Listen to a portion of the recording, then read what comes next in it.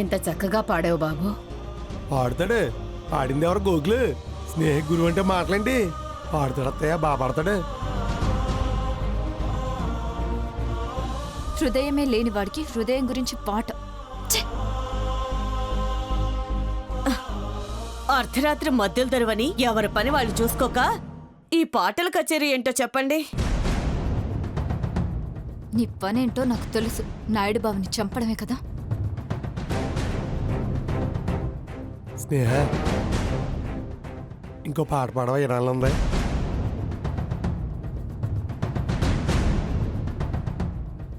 ఇదిగో స్నేహ, వేడి నీళ్ళు తాగు.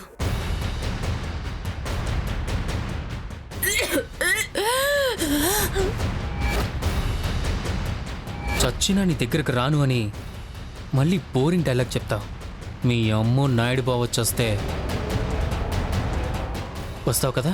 నువ్వు నా దగ్గరకు రాకపోతే నేను వాళ్ళని చంపేస్తాను.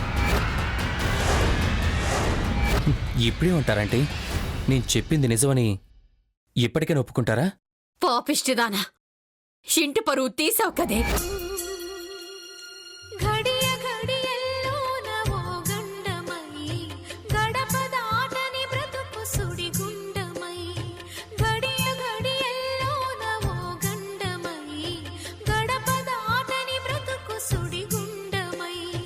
నా ప్రాణమా ఎడబాటు మనకున్నదా, బ్రతుకన్నదే పోరాటమని తెలియదా.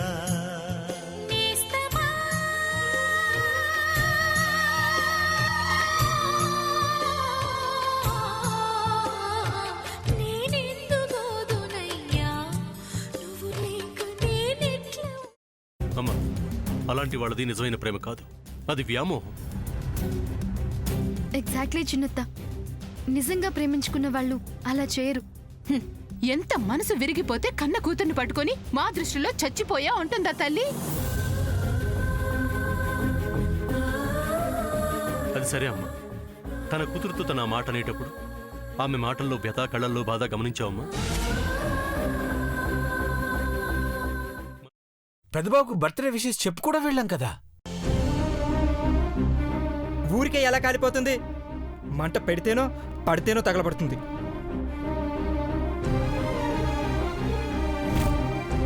కరెక్ట్ చిన్నబాబు, నీకొచ్చినట్టే నాకు డౌట్ వచ్చింది.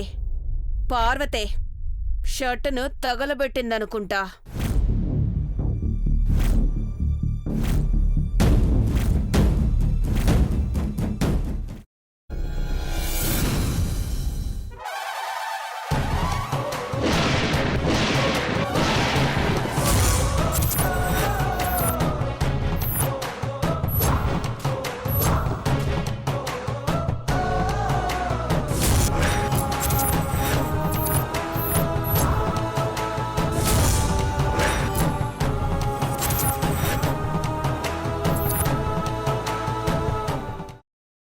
తర్వాత పొట్టు తీసేసి చాప్ చేసి పక్కన పెట్టుకోవాలి.